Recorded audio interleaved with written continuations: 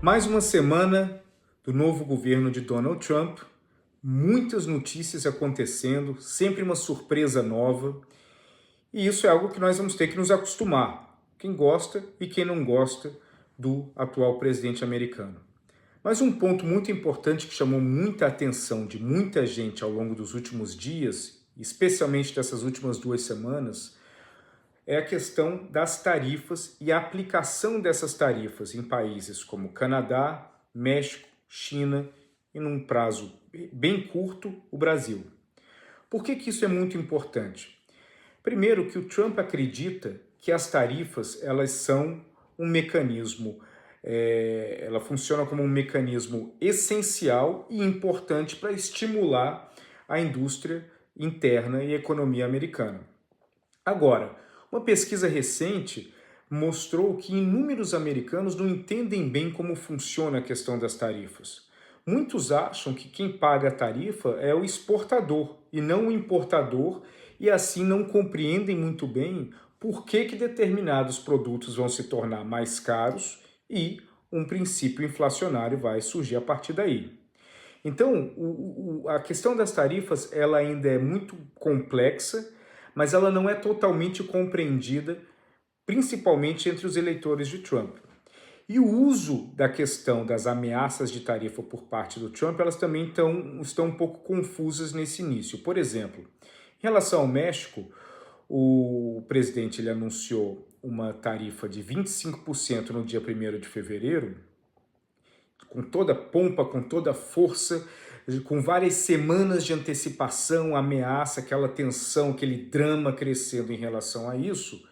E no fim, depois de uma ligação com a presidente mexicana Claudia Sheinbaum, resolveu temporariamente paralisar essas tarifas, sob a promessa de que ela enviaria 10 mil soldados da Guarda Nacional para a fronteira entre o México e os Estados Unidos para inibir o tráfico de fentanil.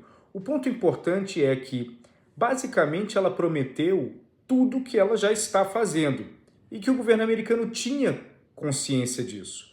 Então ela não colocou nada, praticamente nada novo na mesa que justificaria uma nova negociação que faria sentido para o Trump revogar as tarifas.